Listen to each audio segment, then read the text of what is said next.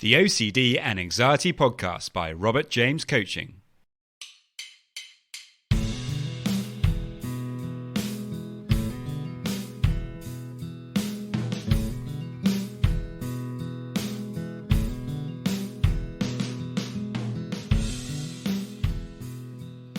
Hello and welcome to the OCD and Anxiety Podcast, where we explore how to have a more positive relationship with anxiety disorders, taking back control so that you can start living the life you choose and not the one chosen by your fears.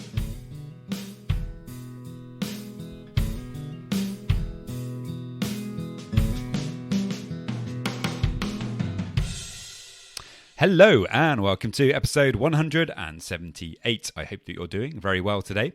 And if you do happen to be struggling with OCD or anxiety, then you can get a free session with me. To get that, all you need to do is to head over to my website, www.robertjamescoaching.com. And there you can leave me a message and we can arrange that free session. In today's podcast, we are going to be talking about whether it's actually helpful to think of OCD as a disorder, despite the fact that disorder is actually in the name. Should we go around thinking of ourselves as being somebody who's struggling with a disorder, or is that potentially holding us back? So we'll be getting into that. If you find the podcast helpful, it would be amazing if you could like and follow on Instagram. And also, if you could head over to YouTube and subscribe there. I'm going to be posting the podcast on YouTube as well in the future. So there we go, guys. I really hope that you find it helpful. As always, if you have any questions, then do please let me know. And many thanks.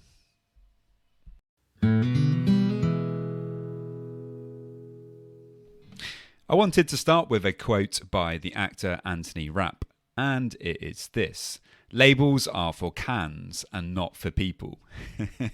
And it's definitely very true when it comes to OCD. We don't want to be labeling people with this sometimes very unhelpful label of disorder. I also wanted to kind of share a more kind of spiritual quote here from Eckhart Tolle. And it is this: the answer is, who you are cannot be defined through thinking or mental labels or definitions, because it's beyond that. It is the very sense of being or presence that there is there when you become conscious of the present moment. In essence, you and what we call the present moment are, at the deepest level, one.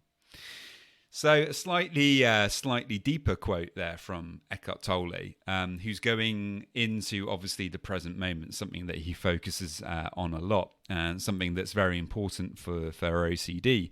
But again, what he's really saying is that you may give somebody a label, but in essence they're not that thing. And if we believe that we're that thing, it can really hold us back. It can really stop us from becoming who we could be.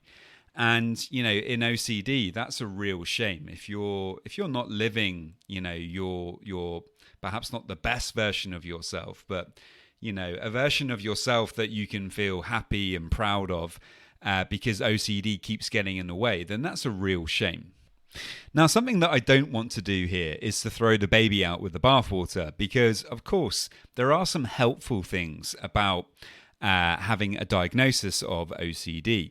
Whether that's through your own self-diagnosis or hopefully going to actually see somebody and getting a proper diagnosis, it can be very helpful because it means that you can find the right information. You can stop feeling so alone, stop feeling like it's just you, the only person out there who's really struggling with this, which is something that I personally felt very hard myself for a long time. It must only be me who's struggling with this. And when you get that diagnosis, or when you realize you're struggling with OCD, it is a bit of a kind of weight off when you realize it's not just me. This is actually, an observed problem that many people struggle with around the world.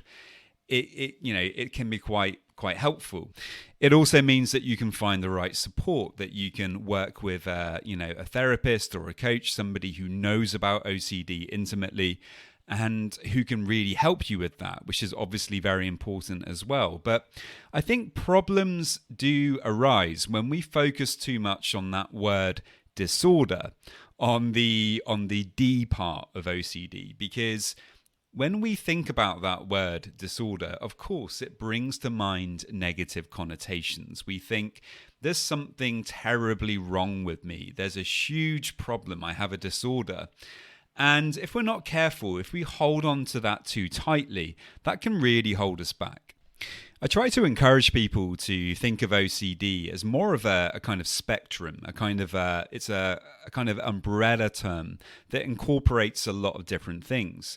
When you think about it, many people who don't actually struggle with OCD still struggle with obsessions.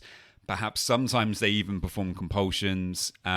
Just about everybody struggles with intrusive thoughts sometimes. However, if you're listening to this podcast, of course, for you, this has become chronic, and you'll be struggling with obsessions, for potentially hours a day and performing lots of compulsions. But again, there's lots of different levels here. Everybody's going to experience OCD in a different way. The severity will be different for different people. Some people will have different themes that they struggle with. Other people, perhaps it gets a bit easier sometimes and completely goes away and then comes back. It's, there's no simple way of just describing OCD.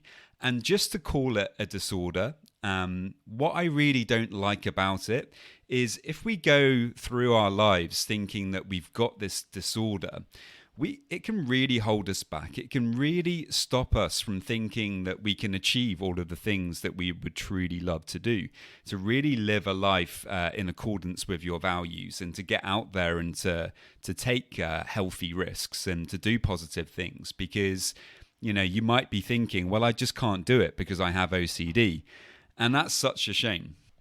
If we're not careful, the word disorder becomes a self-fulfilling prophecy where we hold on to it so tightly that, it really is a disorder. It really is getting in the way. It really is holding us back.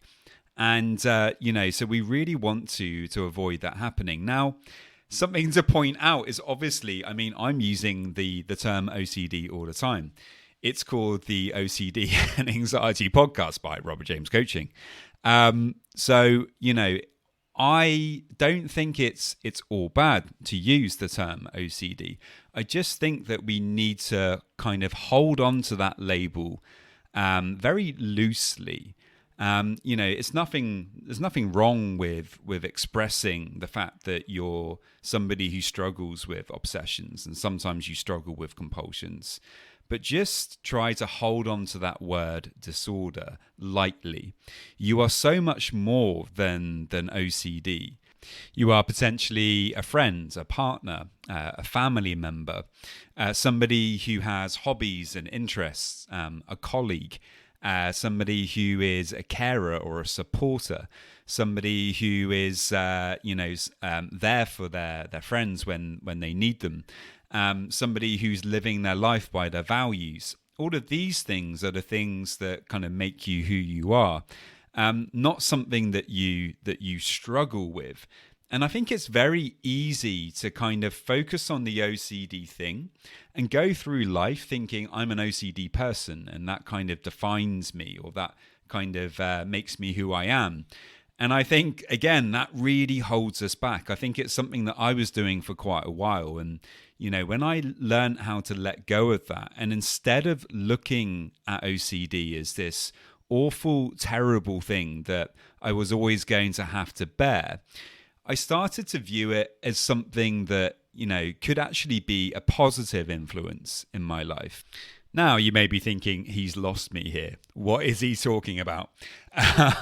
And you would be forgiven for thinking that because, how can OCD be a positive thing in your life? Really, come on. But the reality is that OCD forces us to face up to certain things, to make changes in our life in a positive way because, perhaps we weren't being that healthy. Perhaps we were living life in a way that wasn't in line with our values. Perhaps, we were just kind of a bit lost, and OCD will force you to reflect on those kinds of things and to begin to make changes to start living your life so that it's more in line with who you actually really want to be. And for me, that's kind of, one of the amazing things about it. And if you can start viewing it through that lens, trying to view it as a challenge, trying to see it as something that has turned up in your life for some reason, you're not entirely sure why, but it does seem to be pointing in a direction of, okay, if I do take on this challenge, then actually I'm going to grow as a person. And then you actually change it into a positive. And this is so important for my approach to dealing with OCD, is trying your very best to change a negative into a positive. And so it is with not holding on so much to this word disorder. In fact, I generally find it more helpful to kind of think of OCD as a habit.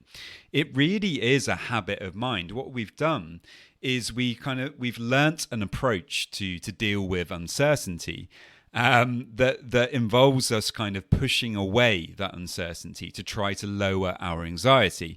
It may have worked at some point in your life. It may have been helpful for you at some point in your life, but it's simply not working anymore. And unfortunately, you've picked up this habit of doing it.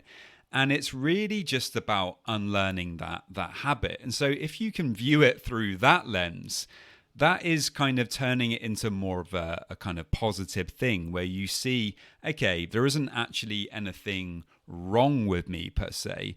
It's that I've kind of built up this habit of mind over an extended period of time. And fortunately, you really can learn how to change that habit and to pick up new ones that are really going to help you moving forward. So there we go, guys. That's it for today. I really hope that you found it helpful. As always, if you have any questions, do please let me know. And many thanks. Just a quick reminder that if you want to get a free session, all you need to do to get that is to head over to my website, www.robertjamescoaching.com. And there you can leave me a message and we can arrange the free session. And now just a quick reminder of my disclaimer. Any information that you view on my website, Instagram page, Facebook group, or anywhere else online, or any information that you listen to on the podcast is for informational purposes only and is not intended to be a substitute for actual medical or mental health advice from a doctor, psychologist, or any other medical or mental health professional.